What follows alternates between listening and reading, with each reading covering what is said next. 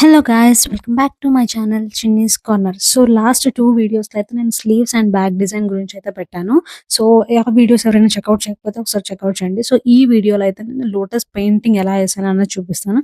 So, ఈ lotus choose చేసుకోవడానికి reason ఏంటంటే, నా శారీలో కొన్ని లోటస్ ఫ్లవర్స్ అయితే ఉన్నాయన్నమాట. సో, దానికి బాగా సెట్ అవుతుంది కదా అని చెప్పేసి నేనైతే లోటస్ హ్యాంగింగ్స్ అయితే చేద్దామని అనుకున్నా.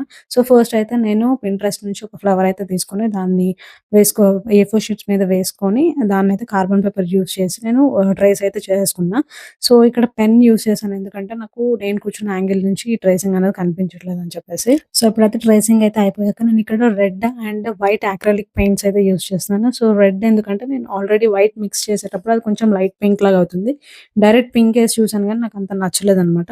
సో, ఫస్ట్ అయితే నేను వైట్ బేస్ అయితే వేసేసుకుంటున్నాను మొత్తం లోటస్ అంతా. సో, మనం వైట్ బేస్ ఏస్తే ఏంటంటే మనకి ఇంకో పెయింట్ ఏదైనా వేస్తే అది మనకి సటిల్‌గా ఉంటుంది. సో, నెక్స్ట్ అయితే నేను రెడ్ అయితే వేసేస్తున్నాను. చూసారు కదా! రెడ్ వేసినప్పుడు కొంచెం లైట్ పింక్ అయితే అవుతుంది.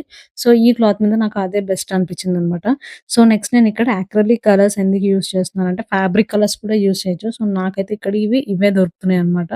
సో, నేనైతే ఇవే యూజ్ చేశాను. సో, నేను యాక్చువల్‌గా ఏంటంటే ఈ లోటస్ ఎక్కడన్నా వేద్దాం అనుకున్నా. సో, ఫస్ట్ అయితే స్లీవ్స్‌కి అనుకున్నాను గానీ బట్ తర్వాత నేను డెసిషన్ అయితే చేంజ్ చేసుకొని గోదాదేవి అమ్మవారైతే వేశాను స్లీవ్స్ మీద. సో, నెక్స్ట్ నేను బ్యాక్ నెక్‌కి వేద్దాం అనుకున్నా ఒక లోటస్. కానీ మళ్ళీ ఎందుకో నాకు ఈ స్లీవ్స్‌ని డామినేట్ చేస్తదేమో అని నేనింకా హ్యాంగింగ్స్ లాగా అయితే చేద్దాము అని చెప్పేసి అనుకున్నా అనమాట. సో, ఇప్పుడు నేను అది బ్యాక్ నెక్‌కి కూడా లోటస్ ఇస్తే కొంచెం బ్రాడ్‌గా అయిపోతది నెక్ అని చెప్పేసి ఇంకా హ్యాంగింగ్స్‌కి ఫిక్స్ అయిపోయా. సో, నేనైతే ఇక్కడ ఇది ఎక్కడ రిఫరెన్స్ తీసుకోలేదు. జస్ట్ నా శారీ మీద లోటస్ ఉంది. ఒక లోటస్ ఎక్కడైనా యూజ్ చేయాలి ఈ బ్లౌజ్‌లో అని అనుకున్నా అనమాట. సో, ఫస్ట్ వైట్ బేసెస్ ఏసాను కదా! నెక్స్ట్ అయితే నేను రెడ్ పెయింట్ వేసేసా. అండ్ లాస్ట్‌లో వచ్చేసరికి నేను ఇలా గోల్డ్ అవుట్‌లైన్ అయితే ఇచ్చాననమాట.